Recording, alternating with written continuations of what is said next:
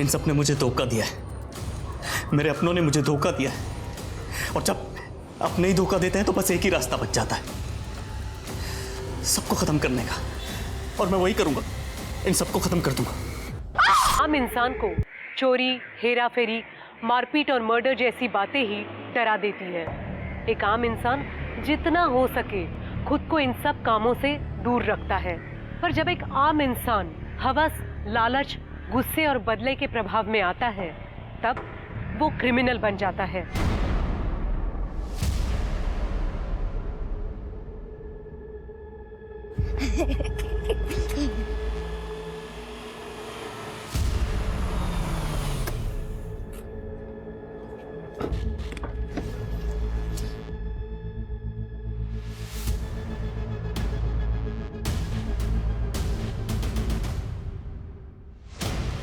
कहाँ गए ये लोग?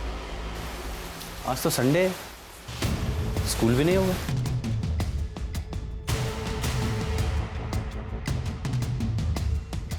अरे बेटा यहाँ आना। जिया और रोहन कहाँ हैं? अरे अंकल वो तो यहाँ नहीं है और वो काफी दिनों से खेलने नहीं आए।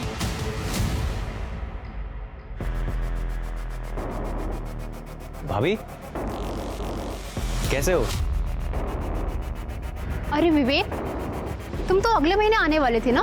हाँ, वो जिया का बर्थडे आ रहा था ना, तो उसने बहुत जिद की थी, तो इसीलिए सोचा कि उसे सरप्राइज दे दूं। सपना और बच्चे नहीं दिखाई दे रहे, मुझे लगा आपके यहाँ आए होंगे। क्या हुआ भाभी? विवेक, जब तुम यहाँ नहीं होते हो तो सपना बच्चों को लेके मायके चली जाती है। मायके? अपने पेरेंट्स के यहाँ निर्वारी में? सपना तो, और कब से? ये 1-1.5 साल हो गया है। अब विवेक, सपना को कुछ मत बोलना कि मैंने तुम्हें सब कुछ बताया है। भाभी जी पत्ता गोभी कितना कर दूं? आप आधा किलो कर दीजिए। ये डालिए। हाँ, और भिंडी भी ले लीजिए ना भाभी जी। नहीं भिंडी पसंद नहीं मुझे। अरे भाभी जी आपको तो पसंद है ना, आधा किलो भिंडी दे देता हूँ आपको, ताजी ताजी भिंडी है। हाँ? तुझे नहीं बोला ना भिंडी? और ये क्या भाभी जी करता है तू? साले अब मर्दों से बात करने में तेरी जबान टेढ़ी हो जाती है। हाँ भैया वो क्या है ना कि मैं बसी हुई, सॉरी गगन जी, जाने दीजिए ना कहीं। और आज तो मैं तेरी ऐसी हालत करूंगा कि किसी से बात करने लायक नहीं छोड़ूंगा। भैया भैया तेरा भैया जाने दीजिए गगन जी। क्या रे? इतना क्या? हाँ, इतना क्या पक्ष ले रही तू उसका? यार लगता है तेरा, यार लगता है। सॉरी भैया, यार लगता है तेरा भैया, सॉरी। चुप।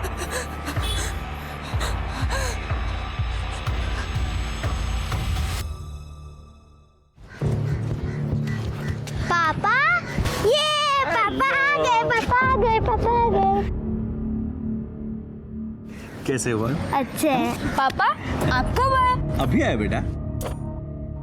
अरे बेटा तुम अंदर आओ ना, तुम तो अगले महीने आने वाले थे। माँ, जीजा जी आप आइए ना। नहीं, हम निकलते हैं। सपना कहाँ है? वो दीदी तो गई है बाहर, सामान लाने गई है।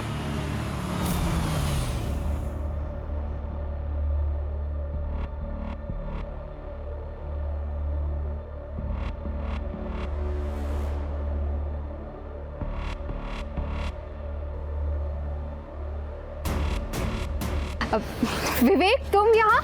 थोड़ा सरप्राइज। विवेक कैसे हो? सरप्राइज तो तुमने दिया है मुझे। इतनी तैयार होकर कहाँ गई थी? किसके साथ घूम रही थी? कौन था वो? वो तो यही हमारे नेबर हैं, अभी शिफ्ट हुए हैं। पापा के लिए दवाई लेने गई थी तो वो मिल गए रास्ते में और लिफ्ट दे दी। दवा लेने? इतने तैयार होकर? दवा कहाँ है? कहाँ है दवा? वो थी नहीं, आउट ऑफ स्टॉक थी। अभी थोड़ी देर में फिर से जाना है लेने, ऑर्डर दे दिया है। तैयार? अरे ये तो निर्मल, तुम्हें बताना चाहिए था ना विवेक को कि हम तुम्हें प्रमोशन मिला और लंच पर गए थे। कौन बताएगा? हाँ मुझे प्रमोशन मिला जीजा जी, अब पता होता आप आ रहे हो तो हम डिनर पे चलते ना साथ में। अरे बेटा अंदर चलो, बाहर बहुत मच्छर है, आ जाओ। नहीं, चलिए हम चलेंगे।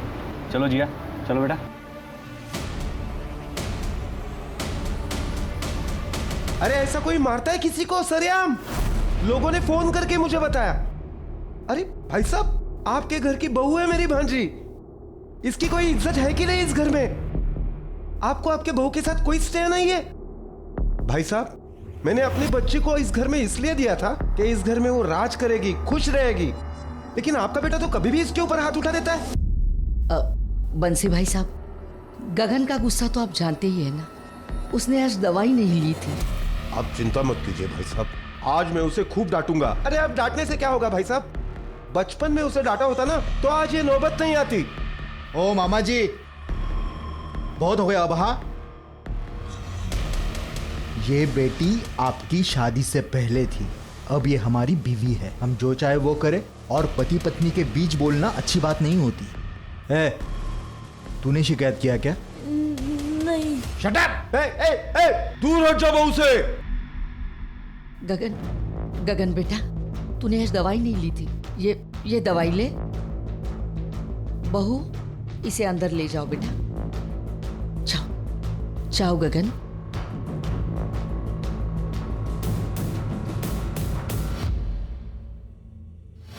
बंसी भाई साहब, उसकी दवा चालू है, इसलिए उसे गुस्सा ज्यादा आता है। अरे गुस्सा आता है तो अपने ऊपर हाथ उठाए ना, मेरी भांजी को क्यों मारता है? और ऐसा करके वो अच्छा नहीं कर रहा है भाई साहब। मामा जी, आप घर चली जाइए। मेरी यही किस्मत है, पैदा होते ही माँ बाप को खा गई और आज तक आपका घर नहीं बस पाया। मैं ही मनहूस हूँ। मामा जी, ये बहुत अच्छे इंसान है, बस इन्हें कभी कभी गुस्सा आ जाता है। आप मेरी चिंता मत करना मामा जी। कैसे चिंता नहीं करूं बेटा, एक तो हम गरीब हैं और गरीबी सबसे बड़ी मनहूसियत है, ऊपर से तुझे पति राक्षस मिला है। ख्याल रखना मामा जी। के सामने विलन बना दिया, और खुद ने क्या किया? अपने मायके वालों से सुलह कर ली। हाँ यार, तुझे बताया नहीं, तुझसे पूछा तक नहीं। 15 साल से मैंने अपने माँ बाप का मुंह नहीं देखा, और उसने क्या किया? 1.5 साल से अपने मायके में घूम रही है मुझे बिना बताए, और भी पता नहीं मेरे पीछे से क्या क्या करती होगी। सोच, मैं दुबई से इतनी अच्छी जॉब छोड़ के क्यों आया था? मुझे पता लगा कि मेरी बीवी को मुंह मारने की गंदी आदत लग गई थी। अरे इनको अकेला क्या छोड़ दो, आजादी के नाम पे मुंह काला करती फिरती है। मुझे भी यही लगता है साद भाई, इनके लिए वहां से इतने पैसे भेजता हूँ, अकाउंट एकदम खाली का खाली। मेरे कुछ समझ में नहीं आ रहा साद भाई, इनके लिए इनसे इतनी दूर रह के, इतनी मेहनत करके इनके लिए पैसे कमा के भेजता हूँ, और ये क्या करती है? अपने मायके वालों पे उड़ा देती है। आज भी जिया का बर्थडे उसने अपने मायके में प्लान किया, मैंने मना किया तो बोलती है पहले से अरेंज था जी। विवेक, मैं तेरी परेशानी समझता हूँ, लेकिन मुझे भी 2-3 दिन के लिए अपने रिश्तेदार की शादी में लखनऊ जाना है। मैं वापस आता हूँ तो कुछ सोचते हैं। अच्छा सुन, मैं आता हूँ।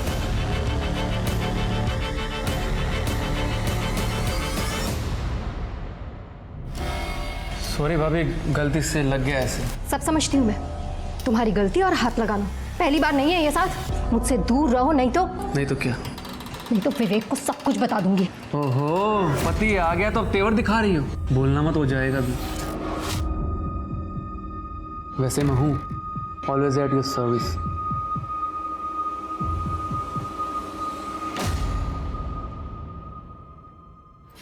अरे आराम से। तो यहाँ बैठेगा। नहीं, तू पापा के पीछे बैठेगी, मैं वहां बैठूंगा। चल।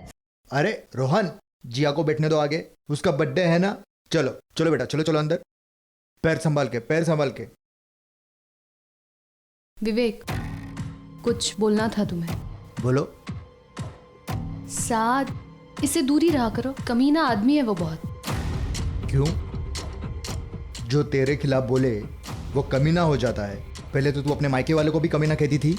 मेरा एक दोस्त ही तो बचा है, उसे तो रहने दे। अब चलो।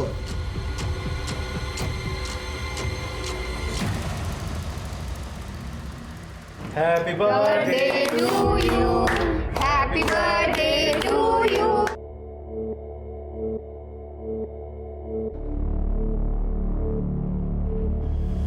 एक मिनट भैया, एक मिनट।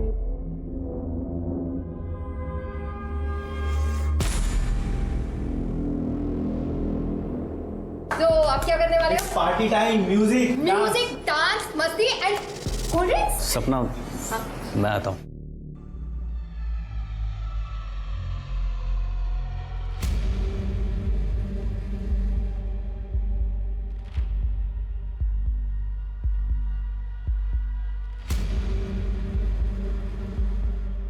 हेलो फ्रेंड्स, पता नहीं आप लोगों में से सच में मेरा कोई दोस्त है भी या नहीं, जिसे 15 साल से अपना समझा, उसी ने मुझे धोखा दे दिया। मुझे मेरे अपनों ने धोखा दिया है, मुझे मेरी पत्नी ने धोखा दिया है। उसने कहा था हम दोनों एक दूसरे के हैं, बस। तो फिर क्या किया उसने? मेरे पीछे से सब। पर अब मैं चुप नहीं बैठूंगा। सुंदर है तो इसका मतलब ये नहीं कि वो मुझसे खिलौने की तरह खेलेगी। मैं यहां बैठ के रो रहा हूं, लोग क्या कर रहे हैं? मेरी बेवकूफी का जश्न मना। दिखाता हूं मैं आप लोगों को।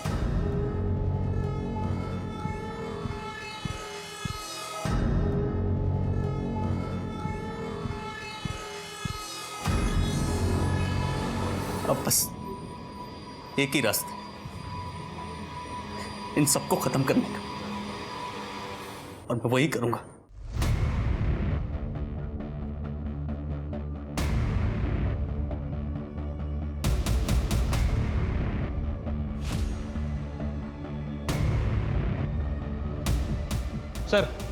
सर एक वीडियो वायरल हुआ है अपने ही मोहल्ले का, ये देखिए। मुझे मेरे अपनों ने धोखा दिया है, मुझे मेरी पत्नी ने धोखा दिया है। अब बस एक ही रास्ता है, इन सबको खत्म करने का। इस वीडियो में तो ये आदमी अपनी ही फैमिली को मारने की बात कर रहा है। शर्मा, जल्दी से जल्दी इसका एड्रेस पता करो, या एक काम करो, ब्रॉडबैंड वालों को फ़ोन करो, उनसे इसकी लोकेशन निकलवाओ। सर रात हो गई है, ब्रॉडबैंड ऑफिस तो बंद है। हालांकि मैंने अर्जेंट रिक्वेस्ट डाल दी है और बीट चौकी को भी इन्फॉर्म कर दिया है कि जहाँ ये बंदा दिखे इसे पकड़ लें। लेकिन सर मुझे नहीं लगता कि सुबह से पहले कुछ हो पाएगा। कहीं ये रात में ही कुछ कांड ना कर दे। अरे पापा आ गए। बस एक लास्ट वीडियो बना दे। ओके।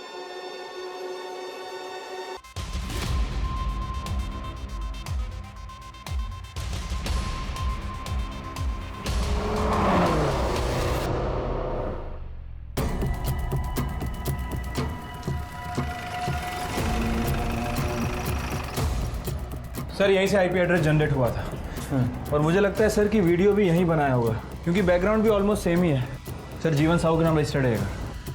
उस पर तो ताला लगा है, ताला तोड़ो। बर्थडे, लगता है घर पे किसी का बर्थडे था।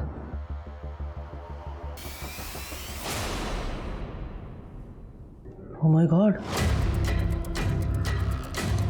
बच्ची को कितनी बुरी तरीके से मारा है, पूरा सर फोड़ दिया।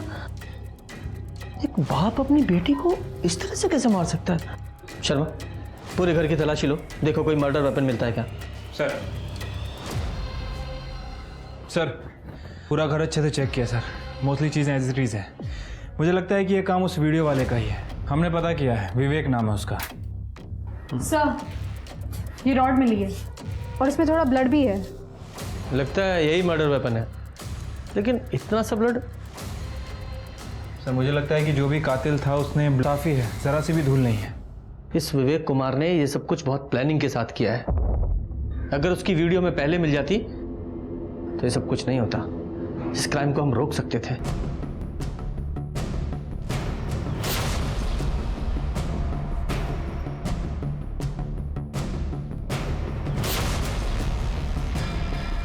ये लो, इसे एविडेंस में डालो। सर मच्छर? यस, कभी कभी ऐसा छोटा क्लू भी क्रिमिनल को पकड़ने के काम आता है, और इस घर की हर चीज़ एविडेंस है। और ये सबके फ़ोन मिले? जी सर। पर उसमें है नहीं, ज़रूर होगा, उसे ट्रैकिंग पे डालो। जी सर। और शर्मा, तुम ज़रा आसपास पूछताछ करो, और ये भी पता करो कि इस विवेक को कोई मानसिक बीमारी थी क्या, या कोई अफेयर था क्या, क्योंकि यूं ही कोई अपने परिवार को नहीं मारेगा। Right sir.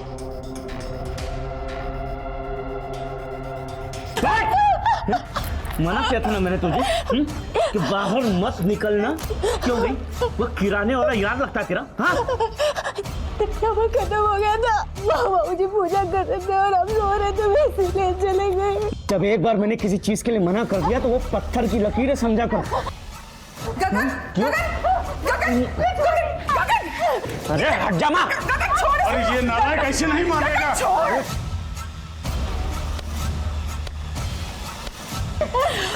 अरे हट! आप इसलिए लिहाज कर रहे हैं, आपका याद रखिए। किसी को मारने में हम जरा नहीं सोचते। हट!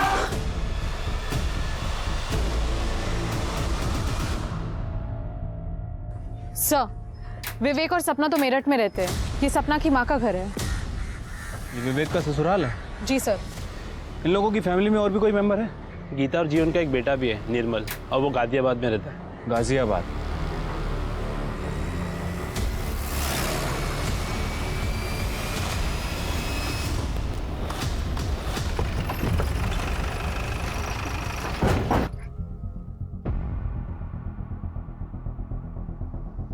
ताला लगा हुआ है। पवन, ताला तोड़ो। साइमा, क्या हुआ? पुलिस आई है। क्या हुआ? विवेक, भाभी, बच्चे सब ठीक है ना? आप लोग कौन है? सर, साहद कुरैशी। ये मेरी बेगम साइमा कुरैशी। सर, विवेक का दोस्त हूँ। दोस्त क्या सर, फैमिली ही समझ लीजिए। तो आप लोगों को तो पता होगा कि विवेक कहाँ है। मैडम, हुआ क्या है? कुछ तो बताइए, हमें डर लग रहा है। कि आपके दोस्त विवेक ने 4 तारीख को एक वीडियो बनाया था, ये देखिए। मुझे मेरे अपनों ने धोखा दिया है, मुझे मेरी पत्नी ने धोखा दिया है। अब बस एक ही रास्ता है इन सबको खत्म करने का। ये विवेक किस धोखे की बात कर रहा है जानते हैं आप लोग? सर, हम 4 तारीख को अपने रिश्तेदार की शादी में गए थे लखनऊ। बस थोड़ी देर पहले ही लौटे हैं सर। कुछ तो पता होगा ना आप लोगों को। फैमिली फ्रेंड्स थे आप। मैम, विवेक बहुत परेशान रहता था।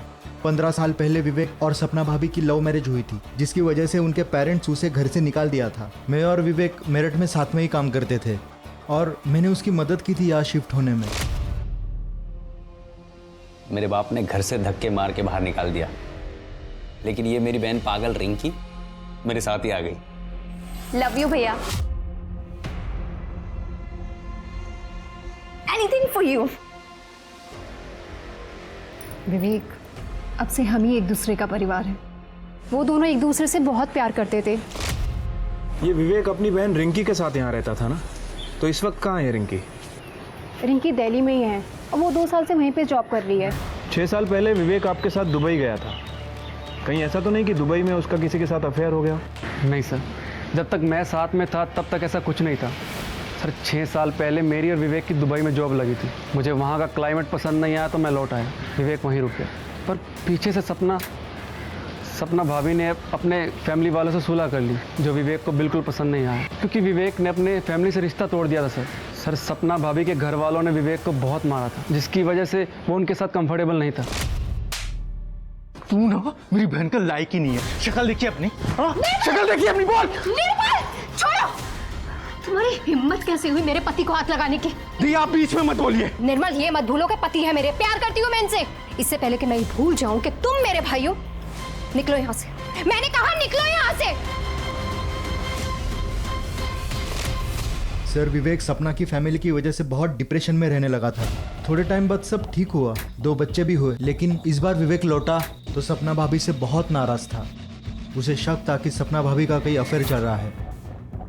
अफेयर था? पता नहीं, और होगा भी तो मुझे कोई आइडिया नहीं है। देखिए, इस वक्त विवेक गायब है। आप लोगों को कुछ भी आइडिया है कि वो कहाँ जा सकता है? सर पता नहीं, और विवेक भैया की गाड़ी बाहर नहीं है। गाड़ी का नंबर दीजिए। MH48। सर, मैं गाड़ी की डिटेल्स निकलवाती हूँ। शर्मा जी, पूरा घर अच्छे से चेक कीजिए।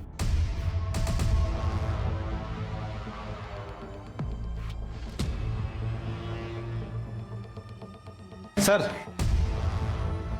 अंदर ये लैपटॉप मिला है, लेकिन इसमें पासवर्ड लगा है सर। पासवर्ड है? जी सर, इसे मैं खोल सकता हूँ, मैं एक इंजीनियर हूँ। आप इसे 2-3 घंटे मेरे पास रहने दीजिए। 2-3 घंटे? हमारी IT टीम इसे 15 मिनट में खोल देगी। एविडेंस ऐसे ही नहीं दे सकते किसी को। चलो सर। क्या हुआ? तुम्हारे चेहरे का रंग क्यों उड़ गया? उस लैपटॉप में तुम्हारे खिलाफ कुछ है क्या?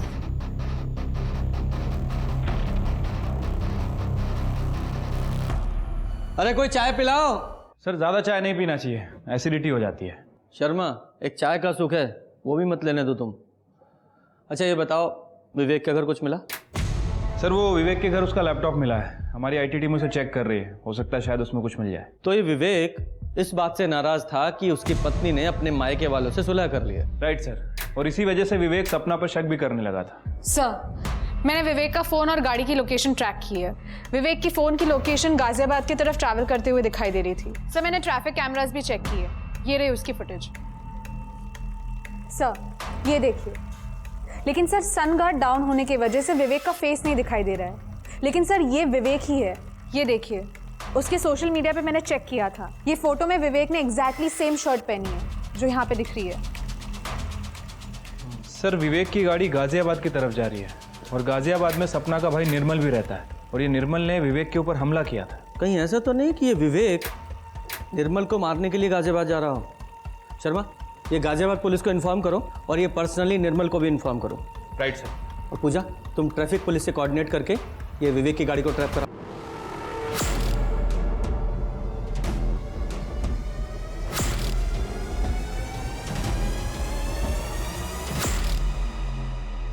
क्या कह रहे हो सर आप? देखिए मैं सही कह रहा हूँ, आपके जीजा जी ने आपके पूरी फैमिली का मर्डर कर दिया है और अब वो गाजियाबाद की तरफ आ रहे हैं। हमने गाजियाबाद पुलिस को अलर्ट कर दिया है, लेकिन आप भी अपना ध्यान रखिएगा और हम लोग भी वहां पे पहुंच रहे हैं।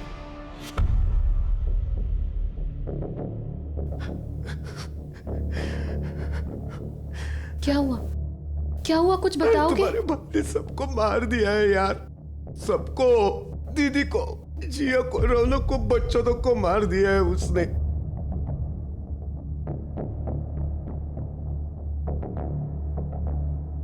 कहीं भैया को पता तो नहीं चल गया हमारी शादी के बारे में? कहीं भाभी ने उन्हें सच तो नहीं बता दिया? अरे सच बता भी दिया होता तो कोई ऐसे मारता है अपने परिवार को? पुलिस वाले बोल रहे हैं कि हमारी जान को खतरा है, वो कभी भी आ सकते हैं यहाँ पे। तुम एक काम,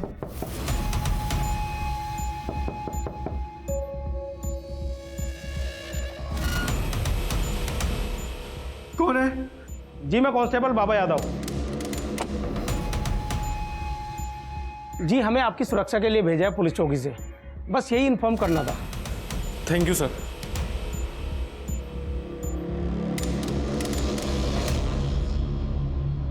सर, जिस समय ये मर्डर मिस्ट्री हुई उस समय सपना का फोन ऑन था और उसमें क्राइम सीन का सारा ऑडियो रिकॉर्ड हो गया। ये आईटी वालों ने दिया।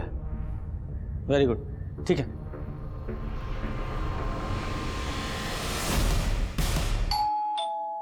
अरे पापा आ गए, बस एक लास्ट वीडियो बना दे। मम्मा! मम्मा यानी कि सपना, सबसे पहले उसे मारा? मतलब बच्चे डर कर भाग रहे थे? नानी उठो, जल्दी दरवाजा खोलो नानी। मतलब 11 बजे के आसपास की बात होगी तो दोनों बूढ़े नाना नानी सो गए होंगे। नानी उठो, क्या हुआ बेटा? नानी को भी मार दिया। नानी उठो, नानी उठो, क्या हुआ बेटा? ये नाना तो पैरालाइज था, ये बच्ची ने स्ट्रगल किया था।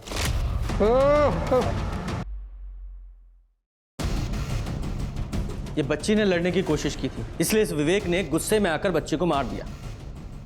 लेकिन ये बात मुझे बिल्कुल भी समझ में नहीं आ रही है कि एक बाप अपनी बेटी को कैसे ऐसे मार सकता है, इतनी बेरहमी से।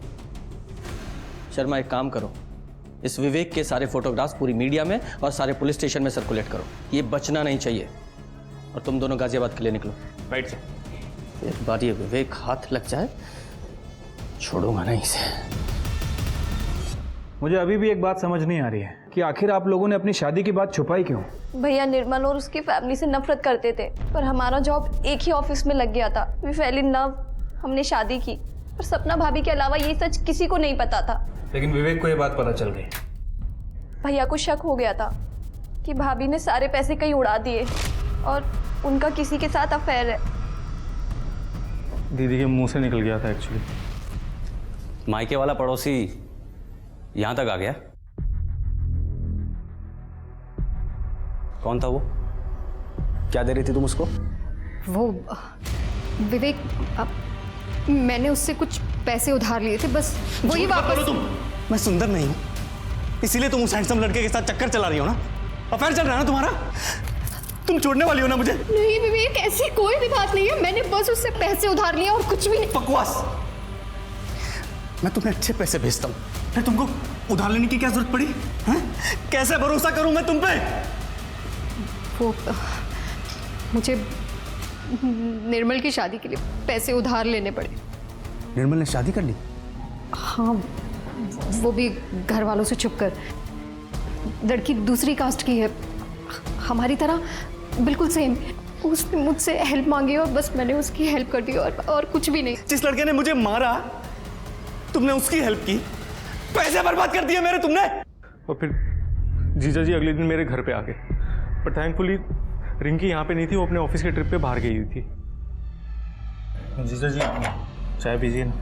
अरे भाई कब तक खुद चाय बनाते रहोगे? शादी वादी कर लो। बस थोड़ा सेटल हो जाऊं तो फिर शादी करूंगा। सेटल नहीं हुए अभी तक? तेरी बहन तो बोल रही थी कि उसने शादी के लिए पैसे दिए तुझे, तूने शादी कर ली। क्या? आपने क्यों बताया कि मेरी शादी की बात उनको क्यों बताई? उन्होंने मुझे जतिन के साथ देख लिया था, उस टाइम कुछ समझ भी नहीं आया और मैंने ये बोल दिया। तुम्हारी बहन ने वो सारे पैसे कहाँ खर्च किए थे कुछ पता है? जीजा जी दीदी को बहुत पैसे बेचते थे, बाद में उनको लगा कि घर पे बैठने से अच्छा है कि किसी कंपनी में इन्वेस्ट कर दें, लेकिन वो कंपनी तो फ्रॉड निकली। और जतिन सर वो आदमी है जिससे दीदी ने पैसे उधार लिए थे। बाद में जतिन दीदी को परेशान करने लगा और दीदी ने जीजा जी के सारे भेजे हुए पैसे जतिन को देने लगी, लेकिन वो इसी वजह से मिल रहे थे, उनके बीच कोई अफेयर नहीं था सर। मतलब विवेक को पूरी बात पता नहीं थी? दीदी ने बताया जीजा जी को, लेकिन उनको विश्वास ही नहीं हुआ और इस वजह से जिया की बर्थडे पार्टी पे वो नाराज ही थी। मस्ती एंड कोल्ड ड्रिंक्स। सपना मैं आता हूँ। अच्छा, आप दोनों बर्थडे पार्टी में गए थे? हाँ सर, पर एज अ हस्बैंड वाइफ नहीं। मैं उसी दिन वापस आ गया था और रिंकी नेक्स्ट डे वापस आई थी। मतलब रिंकी आपके भाई ने वहाँ से आपका निकलने का इंतज़ार किया और उसके बाद उसने सारी फैमिली का मर्डर कर दिया। आपका भाई इस तरह की मानसिक स्थिति से गुजर रहा था, आपको थोड़ा भी अंदाज़ा नहीं हुआ? मैं तो सोच भी नहीं सकती कि भैया ऐसा कर सकते थे, पर वो सबसे बहुत नाराज थे और मुझे लग रहा था कि मैं सब ठीक कर दूंगी, फैमिली से सुलह करा दूंगी। फैमिली से सुलह मतलब? एक दिन मैंने भैया को उनके घर से पिक किया था, हम दोनों सोनीपत गए थे अपने पेरेंट्स से मिलने। मैं चाह रही थी कि जब भाभी अपनी फैमिली के पास है तो भैया अकेले क्यों रहे। सोनीपत में सब कुछ ठीक था? हाँ सर, पहले नाराजगी थी, फिर सब ठीक हो गया था। सोनीपत का एड्रेस दीजिए। हमने जतिन से बात की है सर। जतिन और सपना का कोई खास कनेक्शन नहीं था, बस यतिन ने सपना से कुछ पैसे उधार ले रखे थे। इसका मतलब विवेक का अपनी पत्नी पर शक बेबुनियाद था। Right sir. सर, विवेक का लैपटॉप अनलॉक हो गया। सर ये देखिए, इसमें एक वीडियो भी है, ऑन करो। साथ सही कहता है, औरतों को अकेला नहीं छोड़ना चाहिए। मेरी बीवी मेरी नहीं रही, सब कुछ बर्बाद कर दिया उसने वो सब कुछ किया जो मैं सपने में भी नहीं सोच सकता था। ऊपर से कहती है साथ उस पे हाथ डालता है। मैं सुंदर नहीं हूं ना, इसीलिए ये सब कुछ हो रहा है। शादी करना गुनाह है क्या? इसका मतलब इस साध ने हमसे झूठ बोला है। उठाओ इसे। तूने सपना पे हाथ डाला था ना? तूने और विवेक ने मिलकर सबको मारने का प्लान बनाया था ना, और बाद में उसे भगा दिया। नहीं सर, मैंने ऐसा कुछ नहीं किया। हाँ वो अकेली थी, मैं चाहता था कि उसकी बीवी के साथ एक रात बिताऊं, ताकि मुझे फीलिंग ना आए कि उस जैसे बद्दे दिखने वाले आदमी की बीवी वफादार और मेरी नहीं। मैं बस सर इसलिए ट्राई मारता था सर। दोबारा छूने की कोशिश की ना तो छोड़ूंगी नहीं तुम्हें। सदा नाटक किया ना तो विवेक की नौकरी छुड़वा दूंगा, फिर सड़क पे आ जाओगे सब लोग। गरीबी में रह लूंगी, लेकिन अपने पति को कभी नहीं छोड़ूंगी। उन्हें कभी धोखा नहीं दूंगी मैं, समझे तुम? ट्राई मारता था और विवेक अपने घर सोनीपत गया था, ये पता था ना तुझे? हाँ सर, उसने बताया था। उसके पेरेंट्स काफ़ी खुश थे क्योंकि वो रिंकी दोनों वापस आ गए थे घर पे। पहले भाई से लड़ाई हुई थी क्योंकि पेरेंट्स ने कहा था कि वो बूढ़े हो गए और प्रॉपर्टीज़ के 3 हिस्से करना चाहते हैं। फिर बाद में वो मान गया सर। फिर वो लोग सर विवेक के डिवोर्स की बात कर रहे थे क्योंकि विवेक ने सपना के बारे में सब सच बता दिया था। लेकिन डिवोर्स देने के लिए एलिमनी लगती है, जो वो देना नहीं चाहता था, इसलिए तुम लोगों ने मिलकर सबको मार डाला। सच है ना ये? बोल। इस पूरे केस में विवेक ही प्राइम सस्पेक्ट था और वो पुलिस की पहुंच से बहुत दूर था।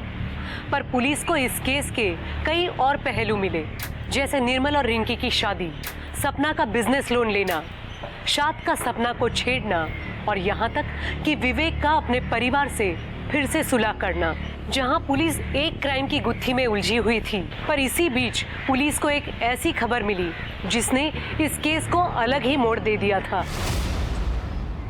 शर्मा, सोनीपत चलना पड़ेगा।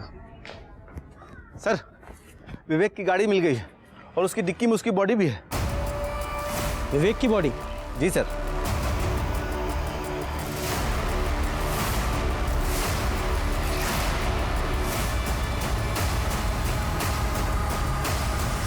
सर, कार में फ़ोन मिला है, बैटरी डेड है इसकी। ठीक है, सबको फॉरेंसिक लैब में भेज दो। जी सर। 5 मर्डर का सस्पेक्ट यहाँ खुद मरा पड़ा है। ये बॉडी देखकर तो ऐसा लगता है कि मरे हुए भी 2-3 दिन हो चुके हैं इसे। सर, मुझे लगता है कि कोई इसका हमशक्ल है जिसने इसकी पूरी फैमिली का मर्डर किया और उसके बाद मौका पाते ही विवेक का मर्डर कर दिया। लेकिन एक बात समझ में नहीं आ रही है कि किसी और ने उस बच्ची को इतनी बेरहमी से क्यों मारा होगा। ठीक है, बॉडी को पोस्टमार्टम के लिए भेजो, जरा आसपास देखो, पता करो कुछ पता चलता है क्या, और इसके फ़ोन को ट्रैकिंग पे डालो और इसकी लोकेशन से पूरी एक्टिविटी पता करो।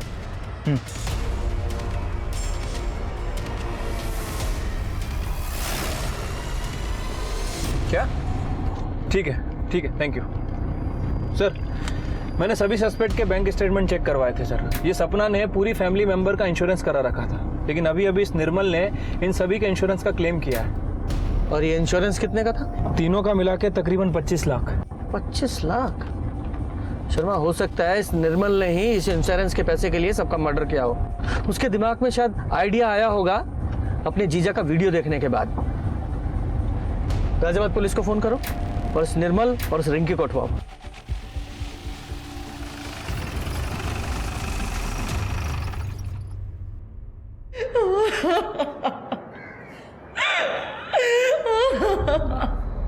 हाँ सर, विवेक यहाँ आया था और रिंकी भी।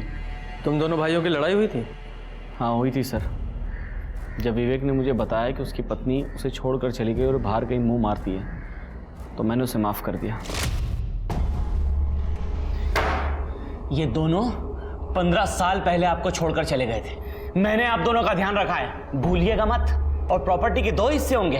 वाह, मैं नहीं होने दूंगा। भैया लोगों को हिस्सा मिल रहा है तो मुझे भी हिस्सा मिलना चाहिए। एक और हिस्सेदार आ गई, अब खैरात बटाई ना यहाँ पर।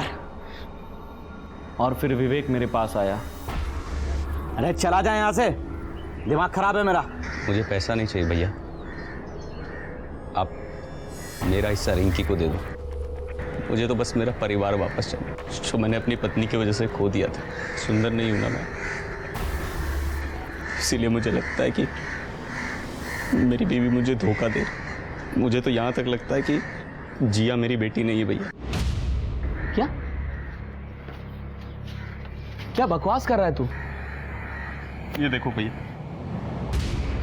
जिया का रंग कितना गोरा है, ना सपना की फैमिली में और ना हमारी फैमिली में कोई इतना। मेरे साथ धोखा हुआ है भैया, मेरे साथ धोखा हुआ है भैया। मतलब विवेक को लगता था कि जिया उसकी बेटी नहीं है? जी। शर्मा, ये विवेक और जिया का डीएनए आपस में मैच करा के देखो। ठीक है सर, लेकिन सर सवाल अभी भी वही है, आखिर विवेक को किसने मारा? शर्मा, इस गगन पर नजर रखवाओ, इसकी कॉल डिटेल्स भी निकालो। हो सकता है इमोशन में आकर इस गगन ने प्रॉपर्टी शेयर करने के लिए हाँ कर दिया हो, लेकिन असल में प्रॉपर्टी शेयर करना इतना आसान नहीं है। Right sir. Jain sir, Nirmal और उसकी वाइफ को ले आए।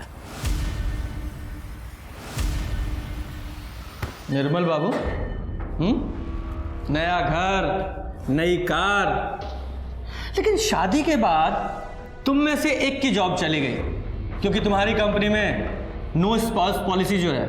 अब शादी के बाद खर्चे तो बढ़ गए, लेकिन इनकम कम हो गई। ऐसे में अगर 25 लाख रुपए मिल जाएं, तो क्या ही बात है। भैया मुझे खुद अपना हिस्सा देने वाले थे, सर आप मुझ पर शक कर रहे हैं। तुम पूरे परिवार के मरते ही इंश्योरेंस क्लेम कर दो और हम तुम लोगों पर शक भी ना करें। तुम लोगों के पास अपने परिवार को मारने का मोटिव था। शर्मा, इन दोनों की पूरी हिस्ट्री और ज्योग्राफी निकालो। सर, सभी फैमिली मेंबर्स की पोस्टमार्टम रिपोर्ट आ गई है। सर, सभी की मौत रात में 11:30 से 1:30 बजे के बीच 5 से 6 अगस्त को हुई है। रौनक को तकिए से दम घोट की डीएनए रिपोर्ट भी चेक की। जिया विवेक की बेटी थी। ये विवेक गधा, इसका शक बेबुनियाद निकला। रंग देखकर शक कर गया, सब कुछ खत्म कर दिया बेवकूफ ने। Right sir. और एक और इम्पोर्टेंट बात सर, विवेक की मौत 5 अगस्त को सुबह 9 बजे से 11 बजे के बीच में ही हो गई थी। क्या? 5 अगस्त की सुबह उसकी मौत हो गई? मतलब उसकी फैमिली को और ससुराल वालों को विवेक ने नहीं मारा। सारी घटनाओं को रीअरेंज करते हैं। 4 अगस्त को विवेक ने एक वीडियो बनाया जो काफी वायरल हुआ। उसके बाद 5 अगस्त को विवेक गाड़ी लेकर घर से निकला और पीएम रिपोर्ट के हिसाब से उसका मर्डर हुआ। और फिर उसी दिन शाम को उसकी पूरी फैमिली को किसी ने मार दिया। इसका मतलब किसी ने पहले विवेक को मारा, फिर उसकी पूरी फैमिली को। शर्मा, एक काम करो, मेरठ से लेकर निवाड़ी, गाजियाबाद, सोनीपत सारे मूवमेंट्स ट्रैक करो। विवेक का मोबाइल यूज करो।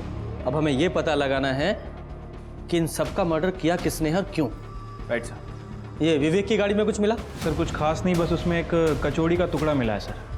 हाँ, और वो मच्छर का ब्लड, उसका क्या हुआ? सर, उसमें ब्लड काफ़ी कम है, उसकी टेस्टिंग चल रही है, लेकिन लैब ने कंफर्म किया है कि उसमें ह्यूमन ब्लड है। शर्मा, कचौरी पे अगर कुछ मिलता है तो उसका डीएनए मच्छर में मिले ब्लड के डीएनए से मैच करके देखो, शायद कोई रिजल्ट आए। उसकी रिपोर्ट जल्दी से जल्दी चाहिए। Right sir. माँ, बाबूजी, देखिए ना, देखिए क्या कर रहे हैं। गगन बेटा, गगन कहाँ जा रहे हो तुम? हट जा माँ। मैं तुमसे पूछ रही हूँ कहाँ जा रहे हो तुम? मुझे नहीं रहना आप लोगों के साथ में। आप सबके सब मेरे दुश्मनों, समझे?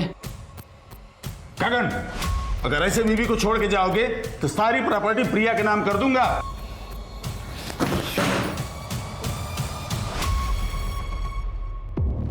सर, ये विवेक 5 तारीख की सुबह अपनी कार से निवाड़ी से मेरठ की तरफ निकलता है और उसके बाद इसकी कार उसी रात को निवाड़ी में नजर आती है। तो ये विवेक की कार वापस रात को निवाड़ी में कौन लेकर आया होगा? तुमने निवाड़ी में बाकी जितने लोग थे उनकी मूवमेंट ट्रैक की? हाँ सर, लेकिन निर्मल ने 4 तारीख की रात में ही बर्थडे पार्टी छोड़ दी थी और उसकी बीवी रिंकी 5 तारीख की शाम को गाजियाबाद के लिए निकली थी और उसके बाद निर्मल और रिंकी ये दोनों गाजियाबाद में मिले। एक ऑफिस के सीसीटीवी फुटेज में कंफर्म भी हुआ है। और सर, ये विवेक का बड़ा भाई गगन, इसकी कार 5 तारीख की सुबह 5 बजे सोनीपत टोल नाका क्रॉस करती हुई दिख रही है और उसके बाद यही कार अगले दिन सुबह 6 तारीख को वापस आती हुई भी दिखी है। मुझे लगता है कि गगन और विवेक दोनों ने मिलकर सबको मारने का प्लान किया होगा। फिर ये दोनों भाई निकले और गगन के मन में लालच आ गया तो उसने पहले विवेक को मारा और बाकी सब परिवार को भी मार दिया। गगन, हमने तेरे सीडीआर चेक किए हैं और 24 घंटे में पूरे 40 कॉल्स हुए हैं, वो भी सिर्फ 10-10 सेकंड के। शर्मा, जरा बताओ 10 सेकंड्स में आदमी क्या क्या बातें कर सकता है? वो घर पे नहीं है, तुम बाद में कॉल करना। अब सवाल यह है कि वो कॉल किसने रिसीव किए? आपने या फिर आप दोनों में से किसी ने? हाँ, मैंने अटेंड किए थे। उस दिन सारे कॉल्स का जवाब भी मैंने ही दिया था। हाँ सर, ये बिल्कुल सच कह रहे हैं। उस दिन 5 तारीख को पूरा दिन ये घर पर ही थे।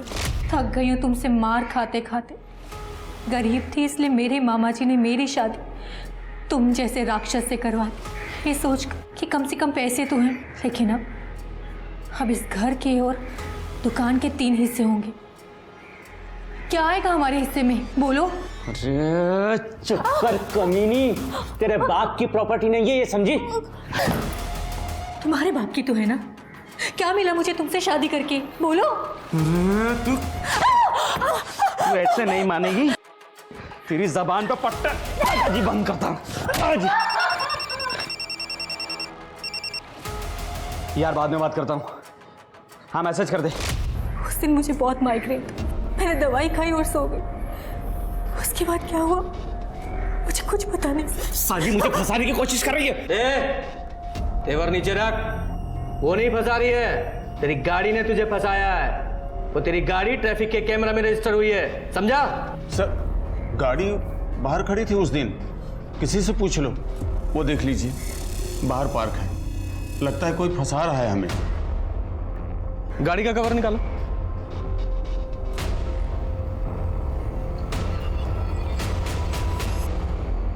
हंड्रेड 100% वही गाड़ी है सर। शर्मा, ये फैमिली अपने इकलौते बेटे को बचाने की कोशिश कर रही है।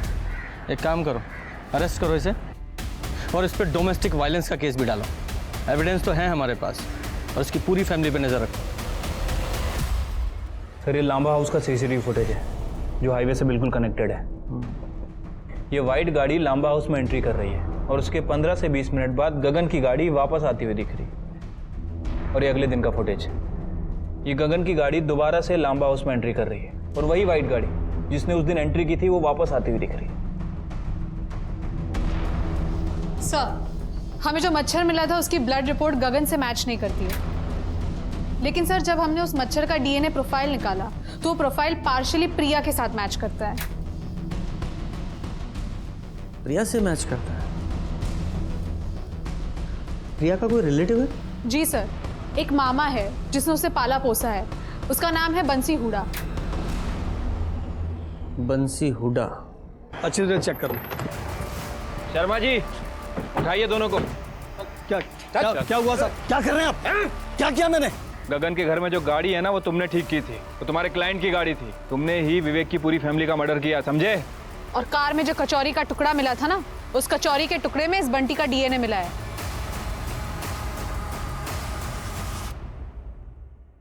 बहुत शातिर प्लान बनाया था ना तूने। मर्डर करते वक्त तुझे एक मच्छर ने काटा और तूने उस मच्छर को मार डाला। वो मच्छर हमें मिला और उसमें तेरा ब्लड। अब बोल। बेटा प्रिया, कल के दिन गगन घर से बाहर ना निकले, खासकर गाड़ी ड्राइव ना करे। ठीक है मामा जी।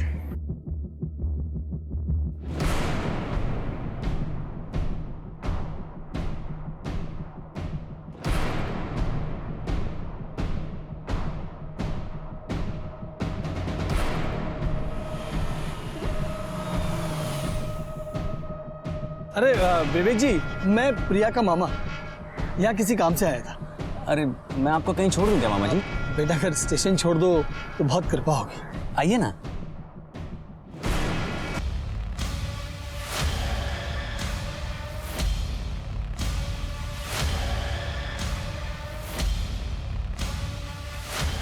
बंटी, सुबह ये गाड़ी लेके निकल जाना और दिल्ली की तरफ जाके डंप कर देना। समझ गया सेठ जी। चल बैठ। पापा आ गए।